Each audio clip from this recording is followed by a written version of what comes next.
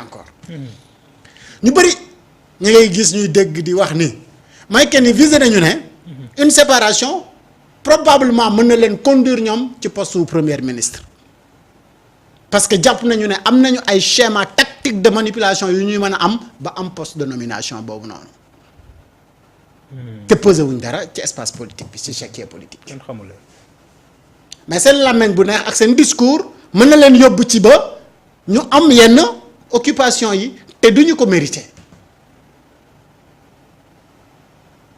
alors ma ñëw ci fi nga xamante ni moom laa doon wax la nomination de Déthié Fall dafa déranger ñu bëree bëri ci biir nguur gi ñi nga xamante ni ay alliés lañu dafa am ñoo xamee commençons parlons de Abdourahmane Diouf As borom awale fan la bokkoon parti réew mi waay ama kana fa nekkoon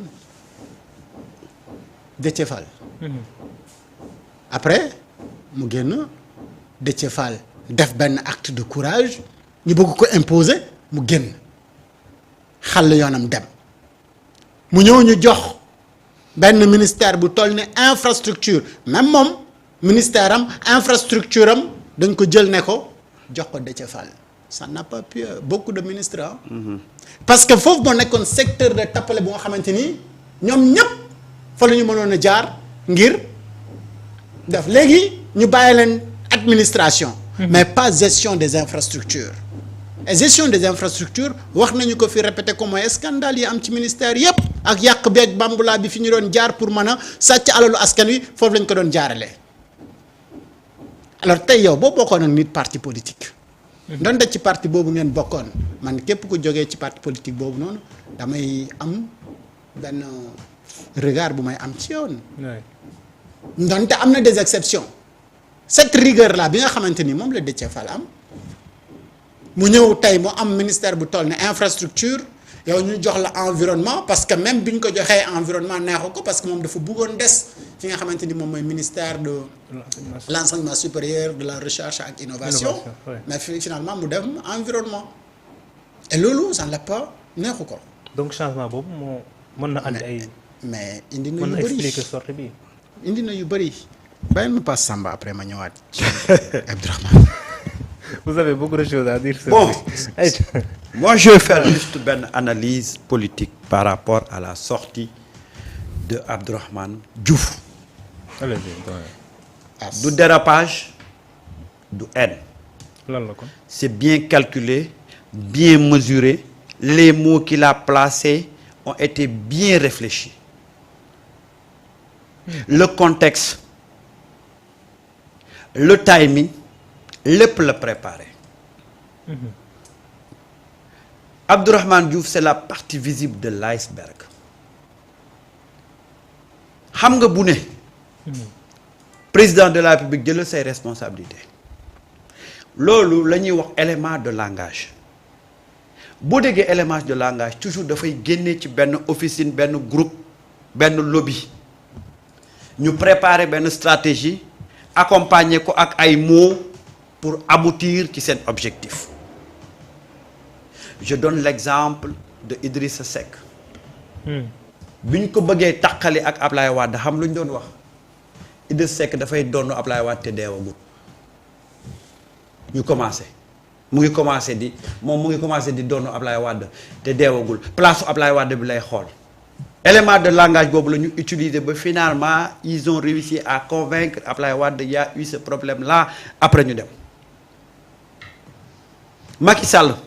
ak Ablaye Wade bi mu convoqué doomu Ablaye Wade entre guillemets dañu préparer benn élément de langage que sa doom la bëgg a humilier moom la bëgg a toroxal pour jël sa place yow Ablaye Wade noonu lañ ko entretenir ba divorce bi continuer gis nga wax ji Abdourahmane Diouf wax dafa am fu mu jóge dafa am ñu ko façonné dafa am ñoo xam ne tey loolu mooy seen pexe nan la ñuy def ba créer ay mots yoo xam ne ça sonne fort ba li ñu bëgg muy diviser Ousmane ak Basirou mu antu xam nga taxaw ak président naan ko jël sa responsabilité. c'est très dangereux. C'est un mot fort. c'est très dangereux. C'est un mot fort. ça veut dire que ne y a te bu quelqu'un. insister ne man loolu laa koy wax te ci loolu laa nekk. Tout à fait. man li ma ciy dégg mooy y a quelqu'un derrière boo xam ni moom mooy wax président. non y a defal mu des def. Non, il y a un Peut-être. groupe. Il y a un groupe. Il y a des lobbies. Gis nga da ngay xool bu jëkkër ak jabar xulooyee ki bëgg diggante bi yàqu bu ñëwee du ne jëkkër ji jéemal jubóog sa jabar de. danaan ko jël say responsabilité yow yaay kilifa. jël say responsabilité souvent gis nga ñiy bëgg diggante bi yàqu dafa am benn élément de langage buñ lay wax xam nga bu ñëwee ne la jël sa responsabilité c'est comme si tu n'as jamais pris tes responsabilités. yow yaay takk géejo. absolument.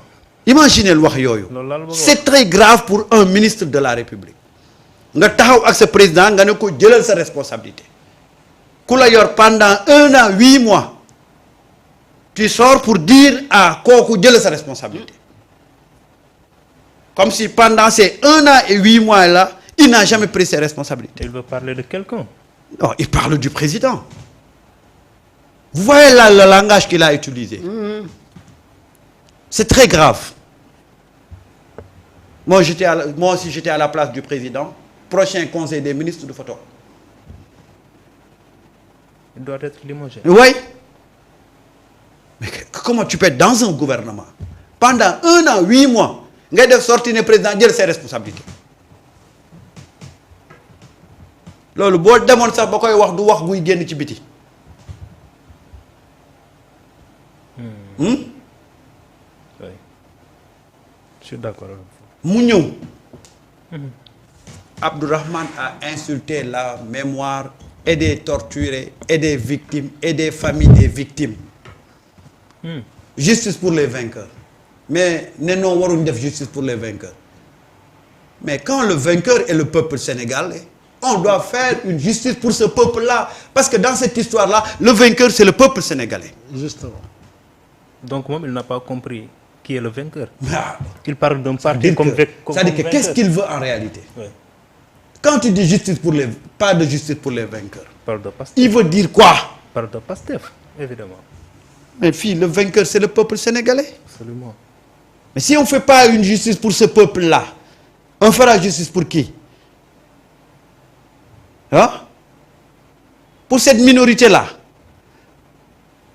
qui a torturé les Sénégalais, qui a tué les Sénégalais. Non, il ne faut pas minimiser ce qu'il a dit. Hein. Il ne faut pas l'analyser sous l'angle de haine. Non, il sait ce qu'il a dit. Et il a un objectif par rapport à ça. et il le sait très bien. léegi dañu rappelé wu. ci élection législative 2022. su ma juumalee noonu la coalition Aar Sénégal. Aar Sénégal. oui Ousmane Sonko bi mu génnee ni à part Pastef ñeneen ñëpp il roule pour Macky Sall moom Abdourahmane Diouf bokk na suñu monté au créneau. fàttaliku leen jour boobu amul lu mu waxul Ousmane Sonko. oui gis naa vidéo bi. boole koog yeneen yi fan ay textes yu bëri donc da ngay gis que ni weñ gaa nga bañee sa mbañaxaan nga du tey. effectivement. et moom laa lay wax ne tey y a des gens yoo xamante ni comprendre nañu ne Ousmane Sonko au pouvoir ñoom à vie ci période boobu du ñu occuper yenn postes yi ñuy occuper. léegi lan mooy war a tax ñoom ñu continuer avancer am avantage yu ñu am faw Ousmane jógee tàqali ko ak Bassirou Diomaye Faye. te dafa am ci réew mi ñu nga xamante ni ci loolu rek la ñu nekk di liggéey. léegi élément de langage bi ñuy utiliser mooy bi Samba di wax. wan le président que ne yow la yàlla jox pouvoir bi yépp mais pouvoir boobu dafa am ku ko jaarale mu sédd la ko. mu yàkkal la ko. ne ko jëlal say responsabilité mooy matal li nga xamante ni waa ji moo la ko def mais ku fàtte démb. ah ñu ne la nag doo góor. yaa ngi fàttaliku histoire maam Ndate ak Xanju ba teen bi gën a dig dafa rotaleel ko. président Diomaye nag wax dëgg fa nax yàlla bu déggee son excellence mais Ousmane Sonko la. gannaaw yàlla de moom la. képp ku ñëw taxaw taxaw ci digganteem ak Ousmane Sonko na ko prends tes responsabilités naka waa ba jiiba nga damay tàqalikoo ak yow parce que moo gën a yomb. que tàqalikoo ak Ousmane Sonko. waaw waaw. kanaa docteur dafa fàtte ne tàqalikoo ak moom moo gën a yomb que tàqalikoo ak Ousmane Sonko parce que il suffit rek waa ji woo Ousmane Sonko ne ko non docteur ci wax ji mu wax dama ko bëgg a limoger Ousmane na ko waaw mooy que ni jeex na te moom mën na nekk matin midi soir de New York ak Kigali. ba jaaree ko Rwanda nu mu tudd Nairobi. Kenya. Il pourra pas convaincre. Après tu sors pour dire que ci loolu laa ne te loolu laay wax président na jël ses responsabilités bu fekkoon ne ak njabootam ñoom ñoo dee wallaay du wax du am le même discours. Il n'a jamais été au front. Il va réclamer non musul fa nekk. Il va réclamer justice plutôt de parler d'une justice de vainqueur. Justice de vainqueur ok Lamine Daaru fu mu bokk. Pastef. Boy Dakar fu mu bokk. Pastef. ñaata pastifien ci nguuru Diomaye la ñu yóbbu kaso. ma dolli la. mais où est la justice de vainqueur. élection législative ñu génn Ousmane Sonko en tant que premier ministre attaqué nañ cortège am. mu ngi noonu. donc s'il y avait vraiment justice de vainqueur. donc foofu kenn. mais foofu ana justice de vainqueur. ben au contraire may que ni ñi nekk au pouvoir tey. ñoom ñooy subir li gën a metti justice di leen ko teg li ñuy toléré ñële ñoom xaajuñ leen ko toléré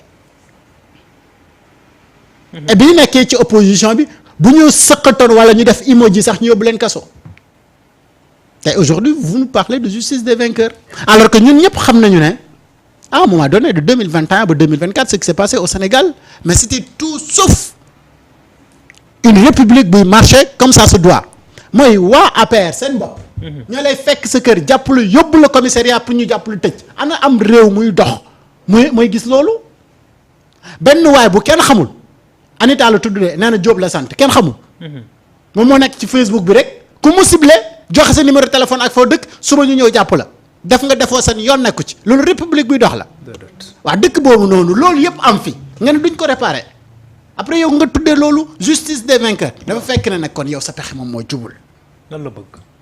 li mu bëgg.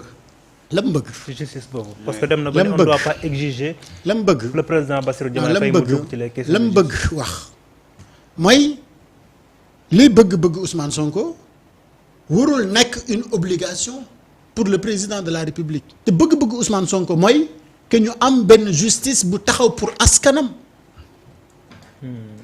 mu doxal yoon te du recevoir benn pression ci kenn mais na def li ko yoon sant. et beneen bi mooy gis nga Ousmane Sonko dafa nekk dans l'art de la politique ñoom dañu nekk ci aaru jéem a fexe ba nga xamante ni président Macky Sall doon diriger pendant 12 ans coalition bi xoj ko ñoom noonu la ñu bëgg a xojee également le président Diomaye te Ousmane loolu lay bañ mooy que ni coalition bi warul jël doole imposer ko parti bi moom moo war a nekk ci kaw coalition bi moom laa expliqué si njëlbeen gi moo tax moom bu mu yegsee rek dem na Diomaye président jeex na donc aujourd'hui on parle de Pastef te mu dolli la ci bi muy génn na le moom li mu gëm mooy parti état Ousmane oui wax na ko parti état wax na ko man fii toog naa fi wax ko na leen yenn ministères yi ñuy jox yenn alliés yi man Aliou laa wax ak yenn direction yi bu doon man maay tànn wallahi yenn doole yi du ma ko jox yenn alliés yi loolu ca début balaa ko. souffleel tuuti ma mel Ousmane li mu ci waxoon ba muy doog a ñëw souffleel tuuti ñi nga bokkaloon xeex mi ku xeex ba ñu dénk la réew da ngay ànd ak ñi nga bokkaloon xeex mi liggéey man loolu laa gëm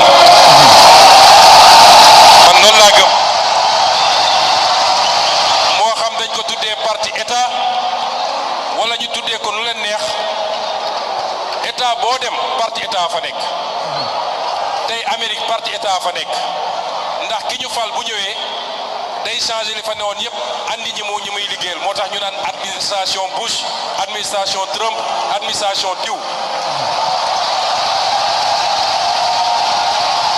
waa naka lañ lay joxee réew ñu ne la déedéet ministère de la justice waroo ko dénk koo àndaloon demal seet koo xam ne yoonam newu ci nga teg ko foofu ministère sàngam waroo fa teg koo àndaloon demal seet koo xam ne yoonam newu ci woon amaana sax dala doon xeex nga jox ko ministère boobu loolu mooy ban réew.